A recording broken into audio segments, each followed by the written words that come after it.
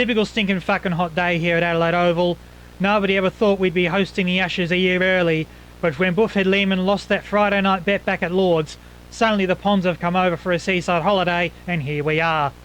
Despite losing the toss and going to bat, we saw the Chappelli brothers take us to a century, before Sir Donald Bradman and Greg Blewett finally brought us to a set of straight twos at the end of the first innings.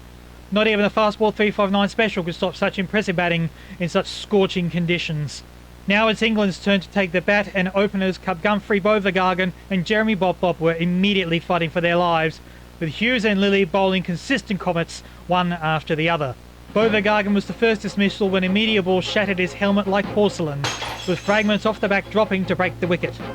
After a clean-up on aisle 9, Lilly would see Bop Bop packing with a superbly delivered ball just between the bat and his legs to smash the stumps like a sad dinosaur.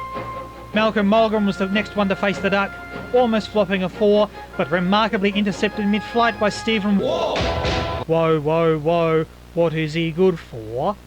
Incredible catch that. Mulgrew might need some more tea after being swiftly defeated like that. Tiddly Twinklers and Fergus McPherson were the next to bat. Unfortunately, old Tiddly, being 4'3", ducked upon an impressive shot by Hughes to take him out first wicket. McPherson wasn't so lucky when trying to bat. He caught the fast one right in the cricket box, resulted in him tumbling over backwards onto the stumps. We all know how well hung McPherson is. The umpire didn't hesitate to call that an LBW. The next two up, Poggy Bogglehorn and Wally Whistlewhiffs, only got a few miraculous runs in before taking the walk of shame. Bogglehorn handed a clean bowl by Dennis Lilly, while Whistlewhiffs took a gamble with a not-field bat, but was caught with a cocky one-handed catch by Stephen. Whoa, whoa, whoa, what is he good for? Simon Scrivener was a late sub into the game, as popular batter Benny Dickinson hadn't met his minimum quota of English breakfast before the start of the test. Fucking lot of good he was, only taking 2 runs before Roddy Marsh swiftly put him out of his misery.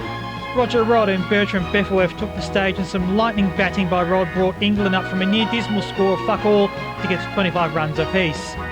Walker hit the stars at AV border, not made the call to bring in Glenn McGrath to bowl instead.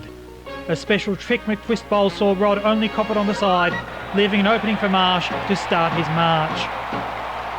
Beffelworth tried an unorthodox backwhack over the wicket, but his high velocity saw him easily picked off with another one-hander by Stephen. Whoa, whoa, whoa, what is he good for?